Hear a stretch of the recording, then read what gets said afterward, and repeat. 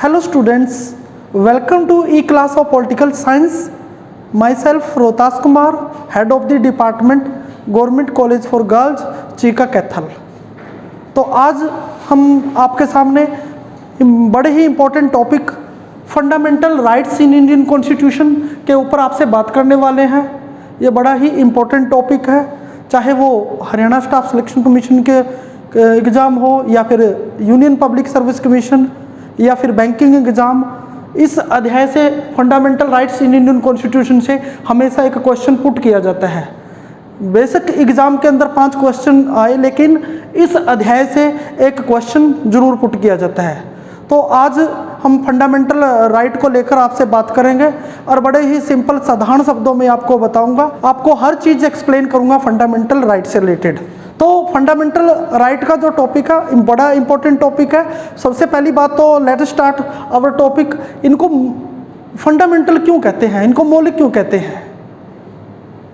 इनको जो मौलिक कहने का जो हमारा मीनिंग है वो इसका कारण है, इनको मौलिक क्यों कहा जाता है। ये हमारे शारीरिक, नैतिक और बौद्धिक विकास के लिए बहुत ज़्यादा ज़रूरी है, इसलिए इनको मौलिक कहा गया है। अधिकार का मीनिंग तो आपको स्पष्ट है, किसी व्यक्ति का हक, तो अधिकार।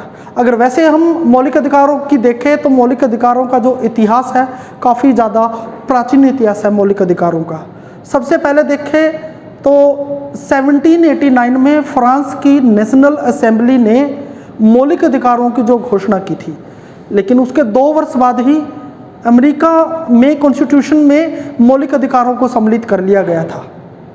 तो अमेरिका का संविधान विश्व में प्रथम संविधान है जिसने मौलिक अधिकारों की घोषणा की थी।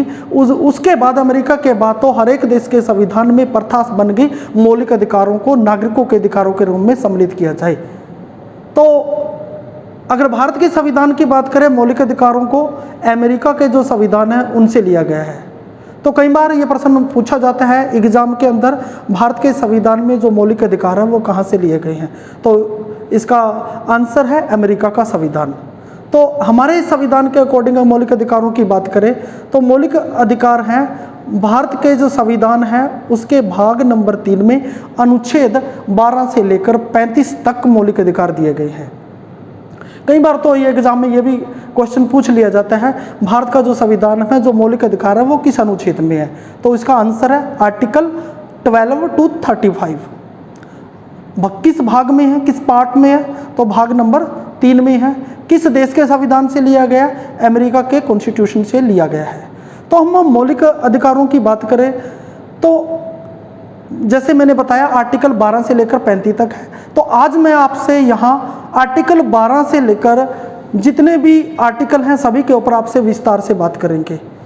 तो भारत के संविधान के मैं अगर अधिकारों की बात करूं तो 6 मौलिक अधिकार है वर्तमान समय में, लेकिन जिस समय भारत का जो संविधान लागू हुआ उस समय हमारे देश के संविधान में 7 मौलिक अधिकार थे, जिसमें से एक मौलिक अधिकार जिसको कहते हैं हम संपत्ति का अधिकार, उस मौलिक अधिकार को अब मौलिक अधिकारों की जो सूची है उसे हटा दिया गया है। वर्तमान समय में भारत का जो कॉन्स्टिट्यूशन है वो हमें 6 प्रकार के फंडामेंटल राइट्स देता है।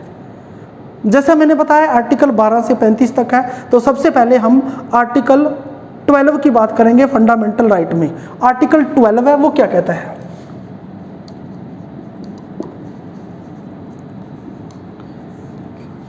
आर्टिकल 12 में जो राज्य शब्द है उसकी डेफिनेशन दी गई है, राज्य की परिभाषा दी गई है कि राज्य के अंदर क्या क्या सम्मिलित होगा। तो राज्य के अंदर हमारे देश की कार्यपालिका, हमारे देश की संसद, लोकसभा जिसमें राज्यसभा आ गई, राज्यों के अंदर विधानसभा, विधान परिषद, स्थानीय शासन संस्थाएं जिसमें हमारी ग्राम पंचायत, नगर पालिका, ये सारी जाती है। और इसकी जो परिभाषा है वो विस्तृत परिभाषा है जिसमें हमारे जितने भी डिपार्टमेंट हैं उनको भी सम्मिलित कर लिया जाता है। तो हमारी जो राज्य की जो डेफिनेशन है वो आर्टिकल 12 में दी गई है। आर्टिकल 12 क्या स्पष्ट करता है? राज्य की डेफिनेशन आर्टिकल 12। उसके बाद आर्टिकल 13 आता है।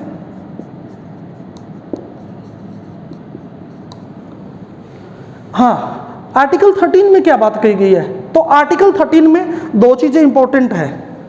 जो पहली चीज है आर्टिकल 13 की, कि हमारा देश का जब कॉन्स्टिट्यूशन लागू हुआ, जितने भी कानून जो मौलिक अधिकारों के खिलाफ थे, उन सभी कानूनों को आर्टिकल 13 निरस्त करता है। आर्टिकल 13 की दूसरी बात, हमारे देश में सरकार है, वो मौलिक अधिकारों के खिलाफ कोई भी कानून नहीं बना पाएगी। अगर वो ऐसा कोई भी कानून बनाएगी तो उस कानून को रद्द कर दिया जाएगा हमारे देश के न्यायालय के द्वारा। तो उन कानूनों को रद्द करना हमारे देश का जो संविधान है जुडिशियल रिव्यू के नजदीक आ जाता है। और जो जुडिशियल रिव्यू की धारणा है, सबसे ज़्यादा इसका विस्तृत प्रयोग की बात करें तो अमेरिका का जो कॉन्स्टिट्यूशन है उसमें प्रयोग किया गया। होता क्या है जुडिशियल रिव्यू, इसको भी मैं आपके सामने स्पष्ट कर रहा हूँ। जुडिशियल रिव्यू, अगर हमारे देश में जो कानून बनाने की जो जिम्मेदारी है वो हमारे देश की संसद को दी गई है, तो संसद कोई भी ऐसा कानून बनाए जो संविधान के विरुद्ध हो, क्योंकि संविधान की समीक्षा की जिम्मेदारी हमारी न्यायपालिका की है। अगर कोई भी कानून संसद के द्वारा बनाया जाएगा जो संविधान के विरुद्ध है, न्यायपालिका उसकी समीक्षा करेगी। समीक्षा करने के उपरांत अगर न्यायपालिका को लगता है कि वो कानून संविधान के विरुद्ध है तो न्यायपालिका उस कानून को रद्द कर देंगे। इसको हम जुडिशियल रिव्यू कहते हैं। सबसे ज़्यादा विस्तृत प्रयोग अमेरिका के कॉन्स्टिट्यूशन में किया गया है। तो आर्टिकल 13 को आपने समझ लिया होगा। उसके बाद अगर हम अधिकारों की बात करें तो सबसे पहले जो अधिकार है वो आर्टिकल, हमने जैसे 12 से 35 की बात की है, तो सबसे पहला जो अधिकार आता है हमारा राइट टू इक्वलिटी।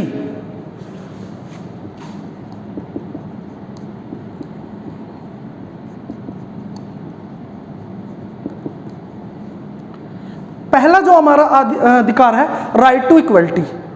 सबसे पहले तो आपको ये जान लेना जरूरी है, जो ये राइट टू इक्वलिटी है ये कहां से कहां तक है अनुच्छेद।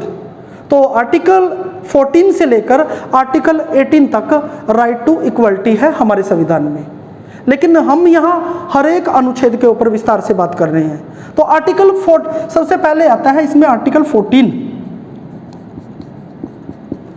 तो हम सबसे पहले आर्टिकल 14 के ऊपर आपसे बात करना चाहेंगे। आर्टिकल 14 में क्या लिखा है? आर्टिकल 14 में दो ही बातें इंपॉर्टेंट है, कानून के समक्ष समानता और कानून के समान संरक्षण।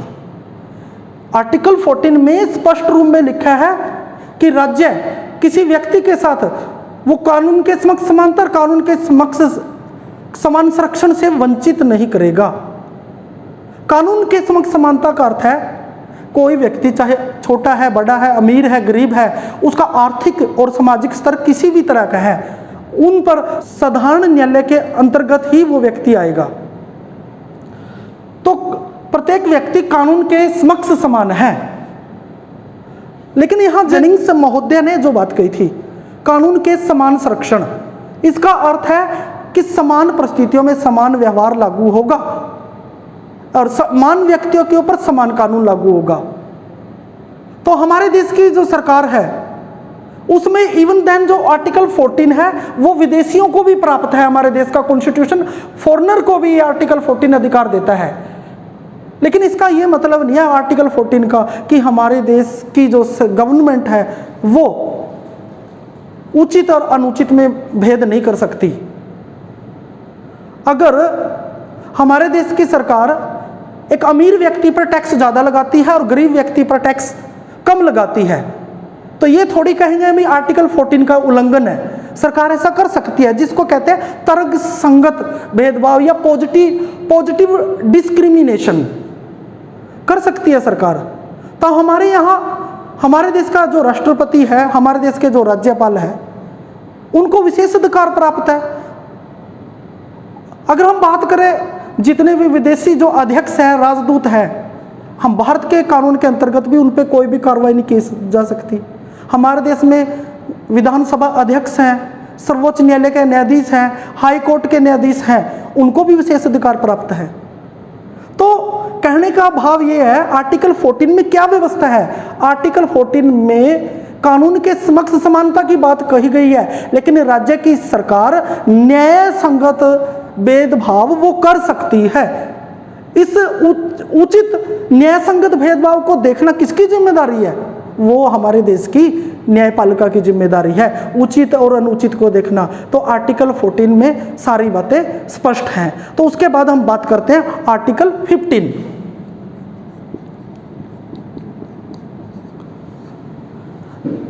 जो आर्टिकल 15 है वो क्या व्यवस्था करता है? आर्टिकल 15, आर्टिकल 15 में लिखा है रिलीजन, रेस, कास्ट, सेक्स और प्लेस ऑफ बर्थ। इन 5 ग्राउंड के ऊपर, जिनको बोलते हैं religion, race, caste, sex, place of birth,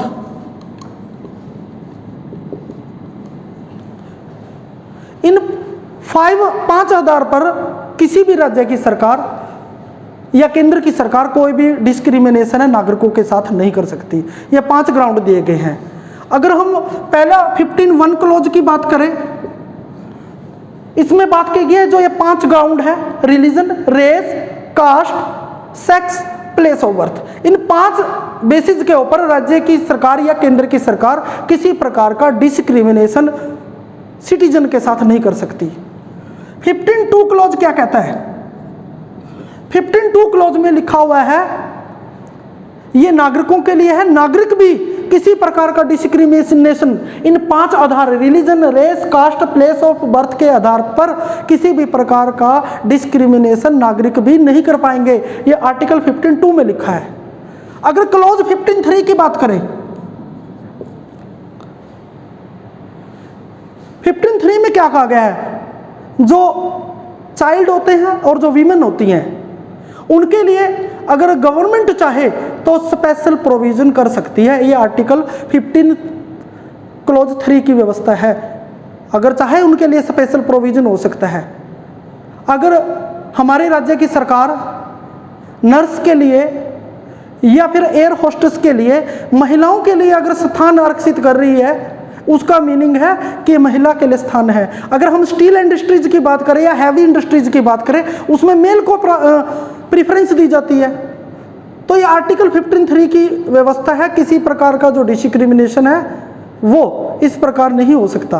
तो अगर हम आर्टिकल 15(4) की बात करें, 15(4) में क्या कहा गया है?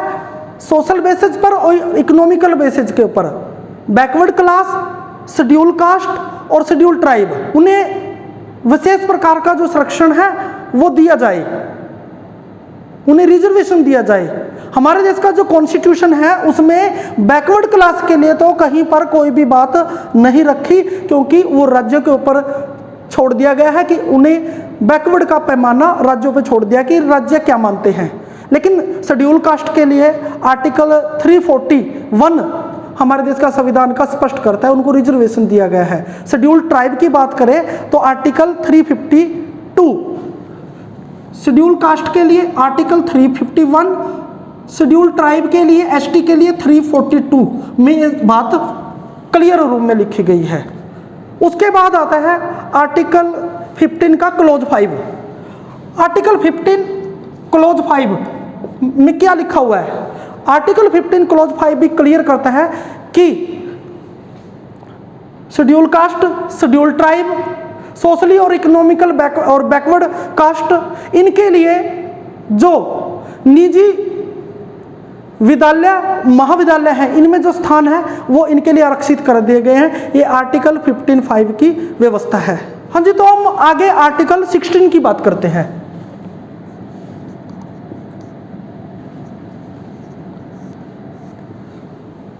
जो आर्टिकल 16 है उसमें क्या कहा गया है? भारत का जो कॉन्स्टिट्यूशन है इसमें आर्टिकल 16 में नौकरियों में समानता की बात कही गई है कि राज्य नौकरियां देते वक्त किसी के साथ किसी भी प्रकार का डिस्क्रिमिनेशन नहीं करेगा, भेदभाव वो नहीं करेगा।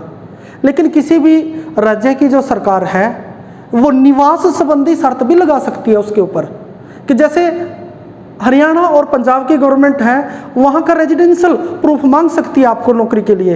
लेकिन किसी भी आधार पर, जाति, धर्म, लिंग, जन्म स्थान, किसी भी आधार पर नौकरी देते वक्त वो भेदभाव नहीं करेगी। आर्टिकल 16 की व्यवस्था है।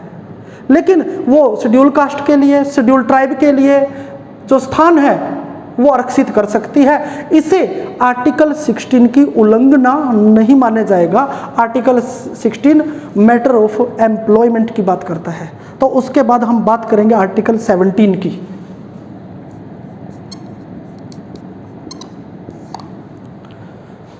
जो आर्टिकल 17 है वो हमारे कॉन्स्टिट्यूशन में अस्पृश्यता को समाप्त करता है।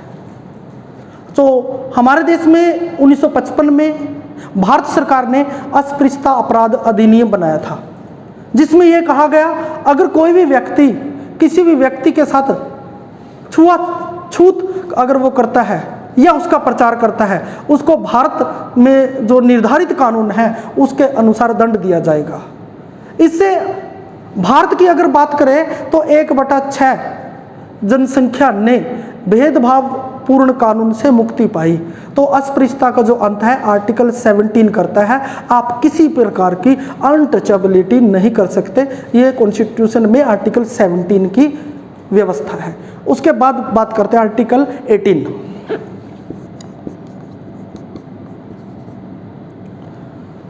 आर्टिकल 18 में क्या कहा गया है? आर्टिकल जो 18 है वो स्पष्ट करता है उपाधियों का अंत हमारे देश में कर दिया गया है।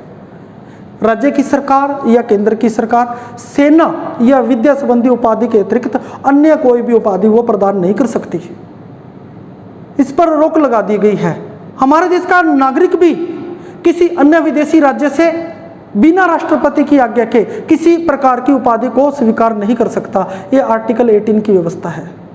हमारे देश में अगर बात करें ब्रिटिश शासनकाल में राय बहादुर, राय साहब जैसी उपाधियां दी जाती थी जो समाज में असमानता पैदा करती थी। लेकिन अब आर्टिकल 18 ने समाज में सामाजिक समानता लाने का प्रयत्न किया है, आर्टिकल 18 ने।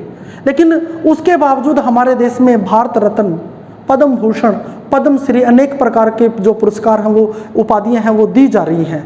इस पर कई बार रोक लगाने के लिए आवाज़ उठी। 1977 में जनता पार्टी की जब सरकार आई तो उन्होंने इन पुरस्कार या उपाधियों को बंद कर दिया। लेकिन उसके बाद 1980 में सत्ता में का फिर परिवर्तन हुआ। केंद्र के अंदर हमारे देश में सत्ता का परिवर्तन हुआ और केंद्र में कांग्रेस ई की सरकार बनी और कांग्रेस ई ने दोबारा से इन उपाधियों को शुरू कर दिया और अनाउंसमेंट की कि आगे भी ये उपाधियां दी जाती रहेंगी नागरिकों को। लेकिन इसके साथ एक बात क्लियर कर दी गई कि अब व्यक्ति के नाम के साथ उपाधि का प्रयोग नहीं होगा, वो कानून के अनुसार दंडनीय अपराध होगा। तो आर्टिकल 18 क्या करता है? उपाधियों का अंत करता है। तो उसके बाद अगर हम बात करें तो जो हमारा राइट टू इक्वलिटी है वो आर्टिकल 18 तक था। जैसे हमने बताया आर्टिकल 14 से लेकर आर्टिकल 18 तक राइट टू इक्वलिटी की बात है। अब हम बात करते हैं राइट टू फ्रीडम, जो हमारा दूसरा मौलिक अधिकार है, राइट टू फ्रीडम।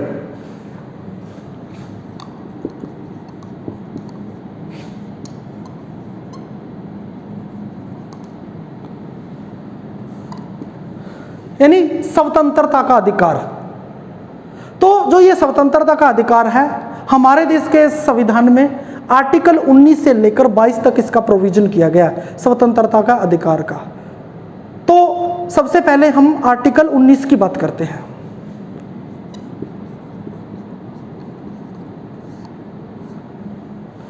आर्टिकल 19 हमारे देश में क्या व्यवस्था करता है? आर्टिकल 19 के अंदर 6 प्रकार की स्वतंत्रता दी गई है। जो हमारी पहली स्वतंत्रता आर्टिकल 19 में पहली जो स्वतंत्रता दी गई है भाषण तथा विचार प्रकट करने की स्वतंत्रता, भाषण और विचार प्रकट करने की स्वतंत्रता। तो हमारे देश में क्या स्वतंत्रता दी गई है कि हमारे देश के जो नागरिक हैं वो अपने विचार लिखकर, बोलकर या छपवाकर न्यूज़पेपर में वो अपने विचारों प्रकट कर सकते हैं। लेकिन ये नहीं है कि इस स्वतंत्रता के ऊपर हमारे देश का जो कॉन्स्टिट्यूशन है वो किसी प्रकार का प्रतिबंध नहीं लगा सकता। हमारे देश की राष्ट्र की एकता, अखंडता, न्यायालय की अवमानना जिसे हम कंटेम्प्ट ऑफ कोर्ट बोलते हैं, शिष्टाचार और नैतिकता, अनेक जैसे आधार हैं जिनको लेकर हमारे देश की जो ये स्वतंत्रता है इस पर प्रतिबंध लगाया जा सकता है। तो हमारे देश की जो ये स्वतंत्रता है, राइट टू लिबर्टी में भाषण और विचार प्रकट करने की स्वतंत्रता 19 क के अंदर है। तो 19 क्लॉज 2 इसके ऊपर प्रतिबंध लगाता है। तो अब हम आगे बात करते हैं हमारी दूसरी स्वतंत्रता। हमारे देश में दूसरी जो स्वतंत्रता है, शांतिपूर्ण तथा बिना हथियारों के एकत्रित होने की स्वतंत्रता। जब हमारी पहली जो स्वतंत्रता दी गई है भाषण और विचार प्रकट करने की स्वतंत्रता, तो दूसरी स्वतंत्रता का भी अर्थ पहली स्वतंत्रता से ही लगाया जा सकता है। जब व्यक्तियों को भाषण और विचार प्रकट करने की स्वतंत्रता मिली है तो जाहिर सी बात है कि शांतिपूर्ण और बिना हथियारों के एकत्रित होने की भी उनको स्वतंत्रता दी गई है, ताकि वो इकट्ठे होकर अपने विचार प्रकट कर सके। लेकिन हमारे देश की सुरक्षा, राष्ट्र की एकता और अखंडता, सार्वजनिक शांति, अनेक पर महत्वपूर्ण आधारों पर इस स्वतंत्रता पर भी आर्टिकल 19 क्लॉज 3 के साथ इसके ऊपर भी प्रतिबंध लगाया जा सकता है। अब हम भारत के कॉन्स्टिट्यूशन में दी गई तीसरी स्वतंत्रता की बात करते हैं, जिसे बोलते हैं संघ या समुदाय बनाने की स्वतंत्रता। मनुष्य अनेक प्रकार के संघ और समुदायों का सदस्य बनना चाहता है। प्रत्येक व्यक्ति अपने जीवन का विकास करना चाहता है। उसके लिए भारत का जो कॉन्स्टिट्यूशन है उसे संघ और समुदाय बनाने की खुली आज़ादी देता है कि वो संघ और समुदाय बना सकते हैं। लेकिन ये संघ और समुदाय बनाने की जो स्वतंत्रता है इस पर भी भारत का जो कॉन्स्टिट्यूशन है 19 क्लॉज 4 इस पर भी युक्त प्रतिबंध लगाता है। हमारे देश की राष्ट्र की एकता, अखंडता, पब्लिक ऑर्डर, जो ऐसी अनेक प्रकार की व्यवस्था, सार्वजनिक शांति की बात कर ले, भिन्न भिन्न आधारों के तहत इस पर भी प्रतिबंध लगाया जा सकता है। तो अब हम अगली स्वतंत्रता की बात करते हैं। 19(4) में क्या लिखा हुआ है? हमारे देश का जो कॉन्स्टिट्यूशन है तो अगली जो हमें स्वतंत्रता देता है, भारत के किसी भी भाग में आने जाने की स्वतंत्रता। तो भारत एक विशाल देश है। हमारे देश के नागरिक एक राज्य से दूसरे राज्य में उनका आना जाना लगा रहता है। तो आने जाने की जो स्वतंत्रता है वो 19 घ के अंदर दी गई है। लेकिन उन्हें किसी भी प्रकार का वीजा लेना या पासपोर्ट की आवश्यकता नहीं होती जब वो दूसरे राज्य के अंदर जाएंगे। ऐसा इसलिए किया गया है, भारत एक अखंड राष्ट्र है, उसकी एकता बनी रहे, भारत की एकता बनी रही, उसके लिए ये हमें अधिकार मिला है, स्वतंत्रता मिली है। लेकिन इस स्वतंत्रता पर भी हमारी सार्वजनिक शांति और व्यवस्था, अनुसूचित कबीलों की रक्षा, राष्ट्र की एकता, अखंडता आदि दृष्टिकोण से इस पर भी प्रतिबंध लगाया जा सकता है। असीमित स्वतंत्रता भारत का कॉन्स्टिट्यूशन नागरिकों को नहीं प्रदान करता। अब बात करें पांचवी स्वतंत्रता। जो पांचवी स्वतंत्रता भारत का जो कॉन्स्टिट्यूशन में जो दी गई है, भारत के किसी भी भाग में रहने और बसने की स्वतंत्रता। भारत के किसी भी भाग में जो नागरिक है वो निवास कर सकते हैं। इस करके जो ये स्वतंत्रता मिली है, इसके कारण जो भारत की वो एकता है वो कायम हो सकी है। भारत का नागरिक है, हम देखते हैं कि हरियाणा का रेजिडेंस जिसके पास है वो कहीं जाकर अब तो जम्मू कश्मीर में, हालांकि पहले आर्टिकल 370 से पहले वहाँ निवास नहीं कर सकता था, लेकिन अब निवास कर सकता है। उसके अलावा भारत के किसी भी भाग में रह सकता है। लेकिन हम करें देश की सुरक्षा, राष्ट्र की शांति, एकता, अखंडता, अनेक जैसे प्रोविज़न है जिसके आधार पर इसको बैन किया जा सकता है। अब हालांकि अभी इसका ताज़ा एग्जाम्पल है, कोरोना के कारण पूरा भारत बंद कर दिया गया, एक राज्य से दूसरे राज्य में आना जाना नागरिकों का बैन कर दिया गया। जबकि जो हमारा देश का जो कॉन्स्टिट्यूशन है, भारत के किसी भी भाग में आने जाने की स्वतंत्रता के अलावा भारत के किसी भी भाग में बसने की स्वतंत्रता देता है। आने जाने की स्वतंत्रता जैसे हमने बात करी वो हमारी चौथी स्वतंत्रता है, लेकिन भारत के किसी भी भाग में बसने की वो हमारी पांचवी स्वतंत्रता है। अब हम अपनी छठी स्वतंत्रता की बात करते हैं। भारत का जो कॉन्स्टिट्यूशन है वो हमें कोई भी जीविका, कोई भी पैसा, कोई भी व्यापार करने की स्वतंत्रता देता है। यह हमारी छठी स्वतंत्रता है। लेकिन इस स्वतंत्रता पर भी हमारी राज्य की और केंद्र की सरकार है वो प्रतिबंध लगा सकती है। कोई भी व्यवसाय करने की यहाँ स्वतंत्रता दी गई है, लेकिन उस व्यवसाय करने के लिए सेवा और शर्तें नियम बनाने की जो जिम्मेदारी है केंद्र राज्य की सरकार बना सकती है। किसी व्यवसाय को करने के लिए निश्चित योग्यता तय कर सकती है। जैसे हम बात करें डॉक्टर के लिए हमें MBBS और MD जैसे कोर्स है वो करने पड़ेंगे। अगर हम उसकी बात करें एडवोकेट बनने के लिए हमें LLB करनी पड़ेगी, तो ये डिग्रियां प्राप्त करनी पड़ेगी। ऐसी जो कंडीशन है, ऐसे जो नियम है वो केंद्र और राज्य की सरकार बना सकती है। हम कोई भी व्यवसाय या पेशा कर सकते हैं, लेकिन कोई व्यवसाय या पेशा अगर हानिकारक है लोगों के स्वास्थ्य के लिए तो उस पर हमारे राज्य और केंद्र की सरकार रोक लगा सकती है। तो ये हमारी छठी स्वतंत्रता है। तो भारत का जो कॉन्स्टिट्यूशन है आर्टिकल 19 है। आर्टिकल 19 के अंदर हम बात करें तो हमें 6 प्रकार की जो स्वतंत्रता है वो दी गई है। उसके बाद हम आर्टिकल 20 की बात करें।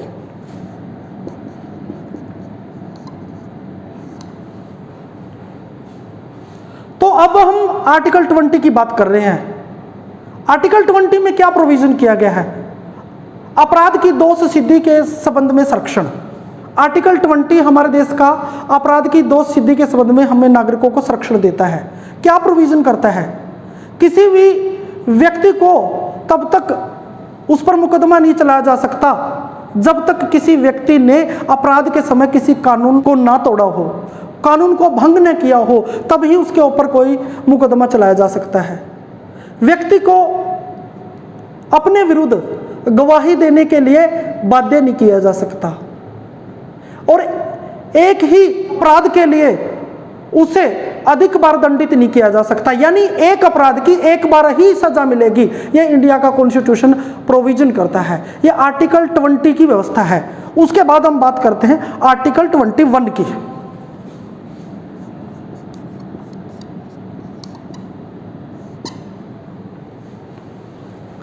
आर्टिकल 21 बड़ा इंपॉर्टेंट राइट है हमारे लिए। इसमें जीवन और व्यक्तिगत स्वतंत्रता के बारे में बात कही गई है और आर्टिकल 21 से फंडामेंटल राइट में से कई बार स्टाफ सिलेक्शन कमीशन अनेक जो कॉम्पिटिटिव एग्जाम है उनसे क्वेश्चन जरूर पुट किया जाता है आर्टिकल 21 से। आर्टिकल 21 में क्या है? जीवन और व्यक्तिगत स्वतंत्रता भारत का कॉन्स्टिट्यूशन देता है। जीवन और व्यक्तिगत स्वतंत्रता, हमारे यहाँ नागरिकों को जीवन और व्यक्तिगत स्वतंत्रता का अधिकार दिया गया है। कॉन्स्टिट्यूशन में साफ लिखा हुआ है प्रत्येक व्यक्ति को जीवन और व्यक्तिगत स्वतंत्रता का अधिकार मिलेगा। कानून केवल और केवल विधि द्वारा स्थापित प्रक्रिया के द्वारा ही जीवन और व्यक्तिगत स्वतंत्रता के ऊपर प्रतिबंध लगा सकता है। 44 के अंदर साफ तौर पर जो हमारे जीवन और व्यक्तिगत स्वतंत्रता का अधिकार है इसको पवित्र अधिकार मान लिया गया है। यानी जीवन और व्यक्तिगत स्वतंत्रता का जो अधिकार है संकट काल में भी उसमें परिवर्तन नहीं किया जा सकता। जैसा कि लिखा गया है विधि द्वारा स्थापित प्रक्रिया से ही इसमें संशोधन हो सकता है। तो हमारे देश में कहने का भाव है राज्य और केंद्र की सरकार को ऐसी विधि बनाने का अधिकार दिया गया है जो हमारे मौलिक अधिकारों को संशोधन करती है, लेकिन वो आर्टिकल 20 और आर्टिकल 22 के विरोध में ना हो। तो यहाँ पर मैं आपको भारत के कानून और अमेरिका के कानून में भेद बताना चाहूँगा। अमेरिका का कॉन्स्टिट्यूशन है वो कानून की उचित प्रक्रिया देता है, ड्यू प्रोसेस ऑफ लॉ बोलते हैं जिसे हम, कानून की उचित प्रक्रिया। कानून की उचित प्रक्रिया का मतलब मैं आपको स्पष्ट करना चाहूँगा। अमेरिका के कॉन्स्टिट्यूशन में वहाँ के न्यायालय को जितने भी कानून उस देश की संसद बनाना चाहे उसको अगर वो संविधान के खिलाफ है तो जो न्यायालय है उसको बदल सकता है अगर वो संविधान के खिलाफ हो। लेकिन अमेरिका के कानून संविधान में यह भी लिखा है कि वो अगर प्राकृतिक न्याय के खिलाफ हो तो भी वहां का जो न्यायालय है उस कानून को रद्द कर देगा जो उस देश की संसद बनाती है या जो कार्यपालिका जो आदेश जारी करती है जो कॉन्स्टिट्यूशन के खिलाफ है, जो प्राकृतिक न्याय के सिद्धांत के खिलाफ है। तो अमेरिका का कॉन्स्टिट्यूशन कानून की उचित प्रक्रिया की बात करता है, तो लेकिन हमारे देश का जो कॉन्स्टिट्यूशन है कानून द्वारा स्थापित प्रक्रिया की बात करता है। प्रोसीजर एस्टेब्लिशमेंट बाय लॉ कानून द्वारा स्थापित प्रक्रिया, यानी हमारे देश में क्या है, हमारे देश की संसद अगर कोई ऐसा कानून बनाती है जो हमारे कॉन्स्टिट्यूशन के खिलाफ है, तो हमारे देश में कानून द्वारा स्थापित प्रक्रिया को अपनाया गया है। तो कहने का भाव है जो संविधान में लिखा हुआ है उसी, अगर वो कानून संविधान के विरुद्ध है तभी हमारे देश की जो न्यायपालिका है उस कानून को रद्द कर पाएगी, अदरवाइज हमारे देश में प्राकृतिक न्याय के सिद्धांत को नहीं अपनाया गया। तो मैं ये बात स्पष्ट करना चाहूँगा कि ऐसा क्यों किया गया।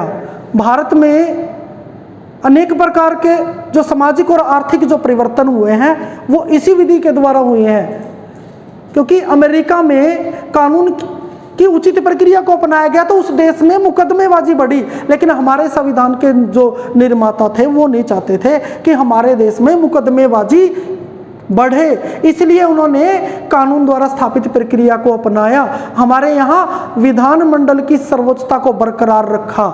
तो आर्टिकल 21 उसके साथ में आर्टिकल 21 क्या की बात करते हैं।